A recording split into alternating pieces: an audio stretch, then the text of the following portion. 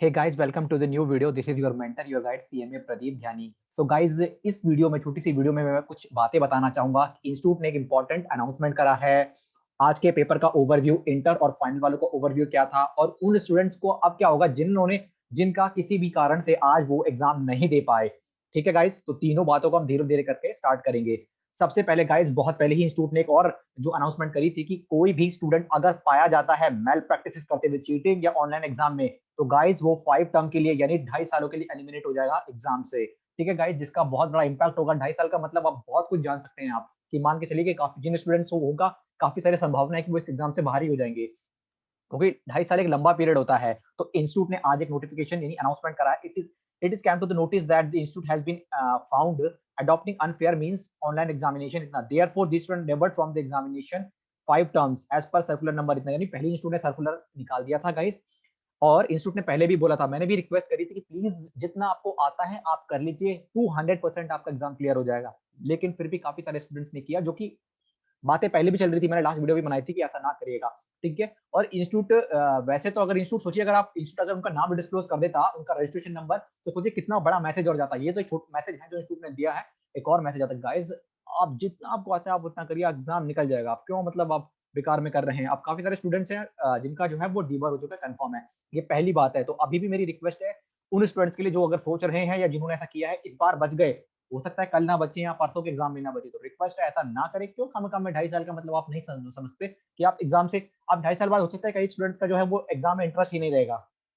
2.5 साल बाद guys interest ही नहीं रहेगा. 2.5 साल बाद जब वो आएंगे तो हो सकता है काफी चीजें भूल जाएंगे, कोई जॉब में इन्वॉल्व हो जाएगा. तो मैं वीडियो को ज्यादा नहीं बनाना ज्यादा लंबा, बस ये मेरा पहला पॉइंट था कि रिक्वेस्ट है कि ना करें. इंस्टीट्यूट बिल्कुल कड़ा मैसेज देगा, क्योंकि कितना बड़ा इंस्टीट्यूट है आप सब जान सकते हो. सब लोगों की निगाहें और इंस्टीट्यूट की भी निगाहें इस पर है. ठीक है.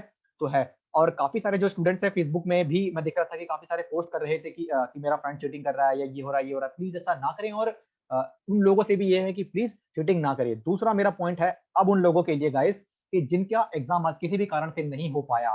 ठीक है गाइस. तो मैंने इससे पहले भी आपको बोला हुआ था कि या फिर जिन स्टूडेंट्स का अभी तक एडमिट कार्ड नहीं आया है, काफी सारे साउथ की रीजन में, मैंने पहले भी आपको बोला था कि अगर ऐसा कोई भी चीजें होती हैं तो इंस्टीट्यूट बिल्कुल रेडी है, दोबारा आपका रीशेड्यूल करेगा एग्जाम. और इंस्टीट्यूट ने वो ऐसा बोला भी है.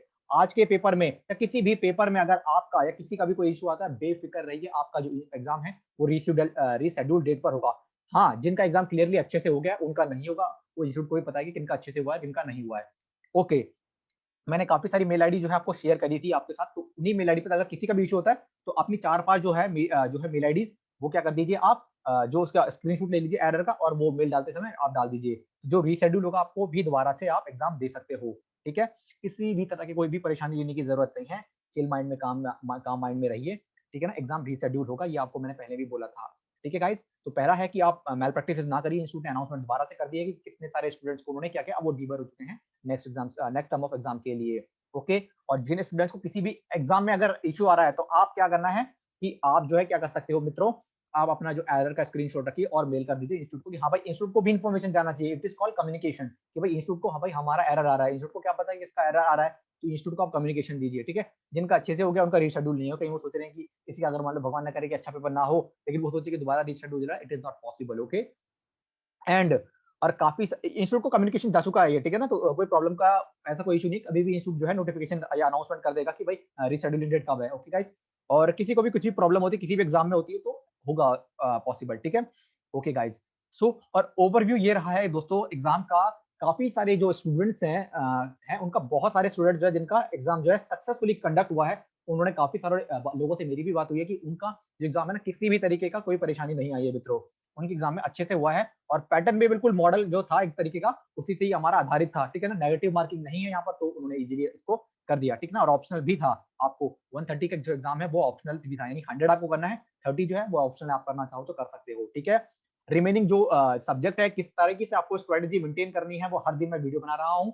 अब कल का जो पेपर है हमारा OMSM और CFR, ठीक है, उसकी भी मैंने वन डे स्ट्रेटेजी डाल दीजिए है, वो आप देख लीजिएगा. वीडियो को मैं कंक्लूड कर रहा हूँ.